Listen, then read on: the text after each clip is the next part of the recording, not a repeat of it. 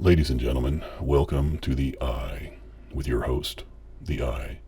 Today, we'll continue with more talk about the JFK assassination and more in depth on last episode's chemtrails conspiracy. In this episode 2 of the JFK series, Oswald's Enigma delves into Lee Harvey Oswald's mysterious background, his defection to the Soviet Union, and the questions about whether he was a lone wolf or a patsy manipulated by intelligence operatives with ties to anti-communist agendas.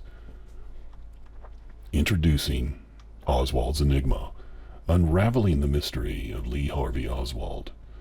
In the gripping second episode of our deep dive series on the JFK assassination conspiracies titled Oswald's Enigma, we peel back the layers of one of history's most enigmatic figures, Lee Harvey Oswald, the man officially deemed the lone assassin of President John F. Kennedy on November 22, 1963. This episode explores the path of Oswald's life, from his troubled youth to his shadowy international escapades, questioning whether he was a deranged solitary actor, a manipulated patsy in a larger plot, or something far more sinister woven into the fabric of Cold War intrigue. Born on October 18, 1939 in New Orleans, Louisiana, Oswald grew up in a fragmented family, losing his father before birth and endured frequent moves with his mother, who remarried briefly. By his teens, he displayed signs of alienation, dropping out of school and enlisting in the U.S. Marines in 1956, where he trained as a radar operator and sharpshooter but faced court-martials for misconduct, including accidentally shooting himself. His Marxist leanings emerged early.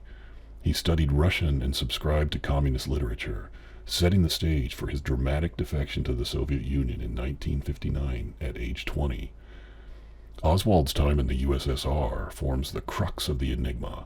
Arriving in Moscow, he renounced his U.S. citizenship and attempted suicide when initially denied residency, only to be granted asylum and a job in Minsk. There, he married Marina Prusakova, a pharmacology student with ties to Soviet officials. Her uncle was a colonel in the Ministry of Internal Affairs, fueling later suspicions of intelligence connections. Disillusioned with Soviet life, Oswald returned to the U.S. in June 1962 with Marina and their infant daughter, surprisingly unhindered by American authorities despite his defection during the height of the Cold War. This ease of repatriation has long sparked conspiracy theories. Was Oswald a double agent, groomed by the CIA or KGB? Declassified documents hint at FBI and CIA monitoring of him upon return, yet no immediate action was taken. Back in America, Oswald's life spiraled into instability. Settling in Texas, he bounced between jobs, including at the Texas School Book Depository, from where he allegedly fired the fatal shots. His pro-Castro activism stood out.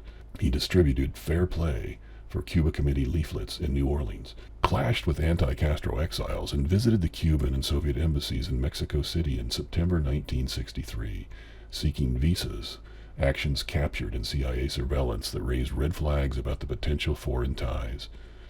Right-leaning perspectives often emphasize suspicions of Soviet or Cuban manipulation, viewing Oswald's professed Marxism as either genuine fanaticism or a clever cover for deeper geopolitical games, perhaps orchestrated by intelligence operatives.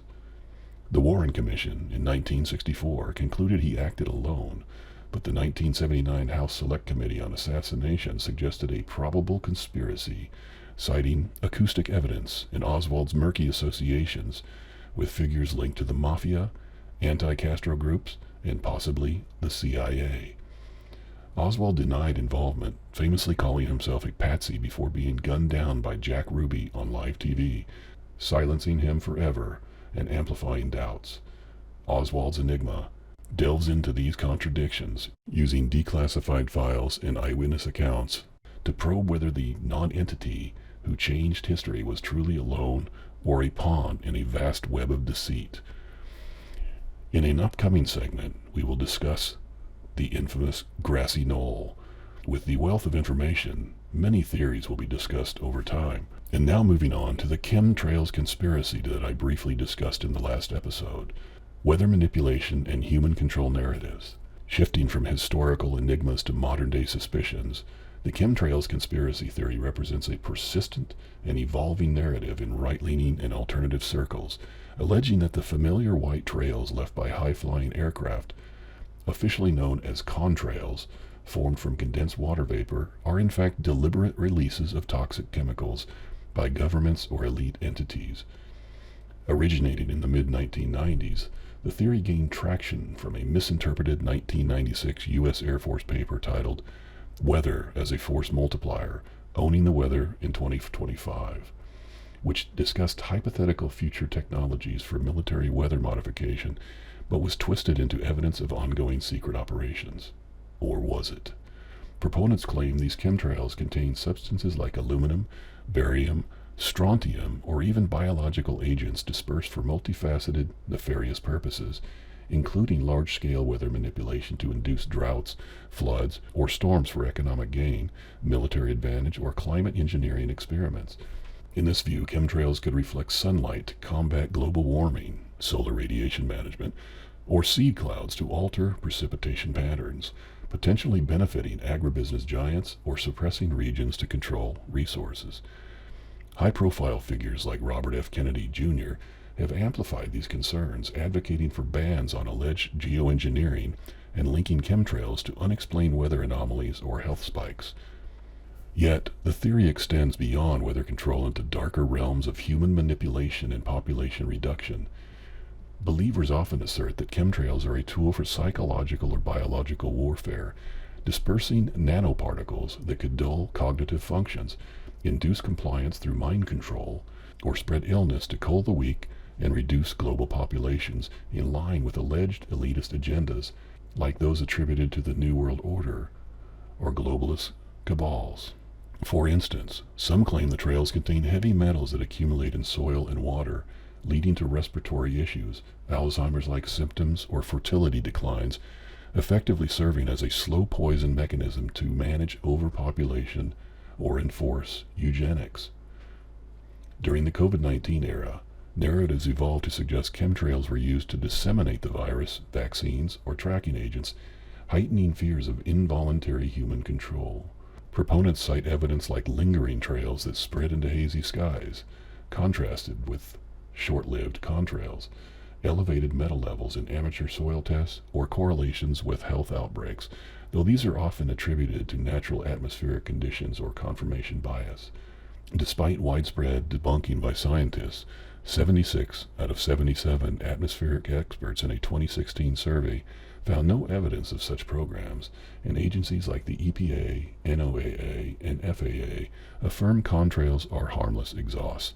The theory persists, fueled by social media, spillover from legitimate geoengineering debates, and distrust of institutions. Polls show 10 to 30% of Americans find it plausible, reflecting broader anxieties about unchecked power and environmental tampering. While practices like localized cloud seeding exist for agriculture, the grand-scale human control aspects remain firmly in the realm of speculation, urging critical examination of both the skies and the sources. Ladies and gentlemen, that concludes this episode. Stay sharp, question everything reasonably, and please subscribe. And until next time, this is the Eye, with the Eye signing off.